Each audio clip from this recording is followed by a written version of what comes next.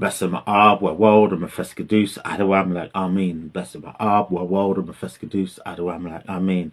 Besem Ab, World, and Mefeskadus, Adawam like Amin. Yes, good morning and blessings and love, and hope everyone's doing well.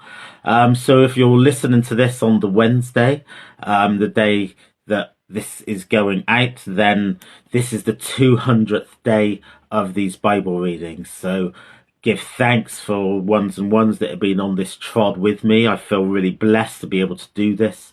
And I feel motivated. I haven't missed a single day in the last 200 days of doing this. And yeah, I'm really full enjoying every single reading, and I kind of can't wait to the next day when I'm able to read the next installment. So give thanks. And yeah, I just pray that the Almighty stays with me and I'm able to see this through to the end of the Ethiopian Bible. And as we know, the Ethiopian Bible doesn't stop at Revelation. There's a few other books after Revelation. So yeah, let's see how this goes. But give thanks for everything that's happened so far. So today's reading is Joshua 13. Bless and love. Now Joshua was old and well advanced in years. Yahweh said to him, "You are old and advanced in years, and there remains yet very much land to be possessed. This is the land that still remains, all the regions of the Philistines, all of the Geshurites, from the Shihor, which is before Egypt, even to the border of Ekron northward, which is counted as Canaanite. The 5 lords of the Philistines, the Gazites and the Ashdodites, and the Ashkenites and the Gittites, and the Eknites and the Avim, on the south of the land of the Canaanites, and Merah that belongs to the Sidonites, to Ephek, to the border of the Amorites, and the land of the Gabbites, and all Lebanon, towards the sunrise, from Baal Gad under Mount Hermon, and the entrance of Hamath, all the inhabitants of the hill country from Lebanon to Mishpah, Main, and all the Sidonians. I will drive them out from before the children of Israel. Just allocate it to Israel for an inheritance, as I have commanded you. Now therefore divide this land for an inheritance to the 9 tribes and the half-tribe of Manasseh. With him the Reubenites and the Gadites received their inheritance, which Moses gave them beyond the Jordan eastward, even as Moses, the servant of Yahweh, gave them, from Aror, that is on the edge of the valley of Arnon, and the city that is in the middle of the valley, and all the plains of Medeba to Dibon, and all the cities of Shihon, the king of the Amorites, who resigned in Heshbon, to the border of the children of Ammon, and Gilead, and the border of the Geshurites, and the Maccathites, and Mount Hermon, and all Bashan and Selka, and all the kingdom of Og and Bashan, who reigned in Asheroth and in Edrei, who was left off the remnant of Rephaim. For Moses attacked these and drove them out. Nevertheless, the children of Israel didn't drive out the Geshurites, nor the Maccathites, but Guthur and Makkah live within Israel to this day. Only he gave no inheritance to the tribe of Levi. The offerings of Yahweh, the God of Israel, made by fire, are his inheritance, as he spoke to him. And Moses gave to the tribe of children of Reuben according to their families.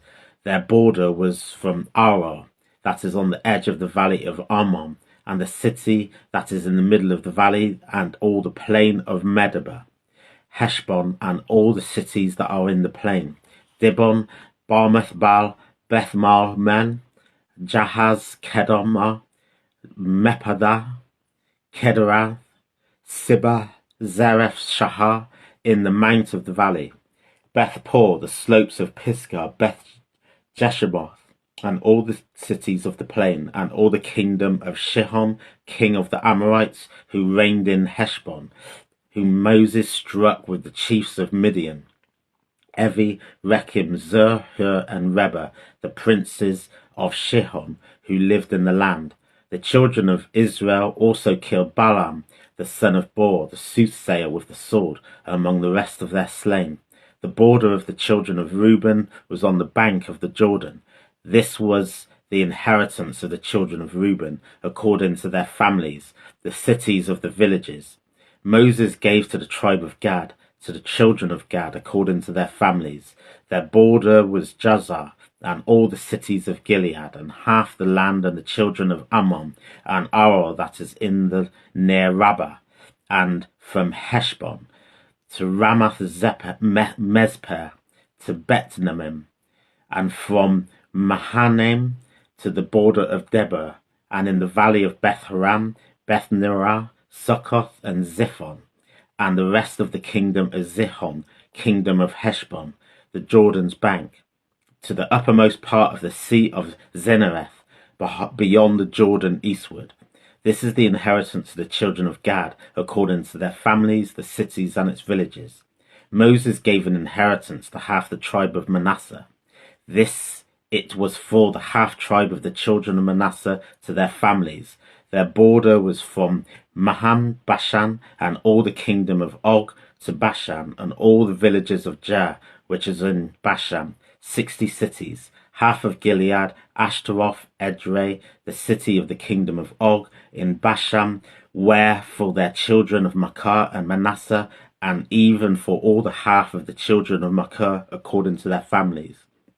These are the inheritance which Moses distributed in the plains of Moab, beyond the Jordan at Jericho, eastward. But Moses gave no inheritance to the tribe of Levi. Yahweh, the God of Israel, is their inheritance, as he spoke to them.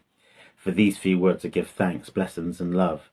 So here we have is like a summary chapter, but is a forward-thinking summary chapter, in the sense that Yahweh is telling Joshua what lands are still to be taken in the land of Canaan. You know, they've taken 31 spaces. We heard of 31 kings in the previous chapter. Now, what is now to come is that more lands are to be taken and promised to the children of Israel.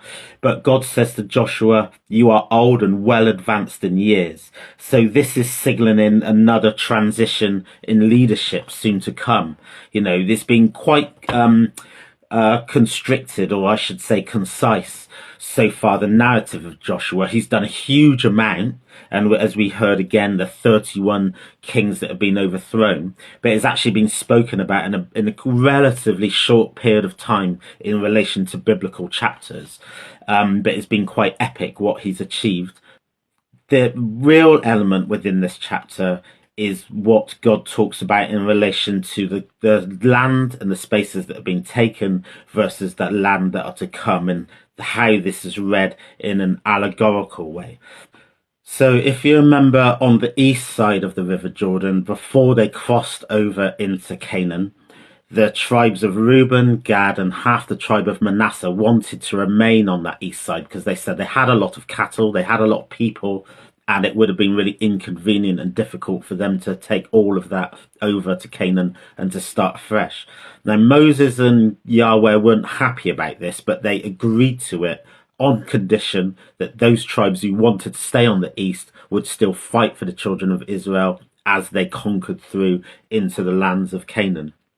So that was honoured, and the tribes of Reuben, Gad, and half the tribe of Manasseh did fight with the rest of their tribes on those conquests, and they remained on that east side.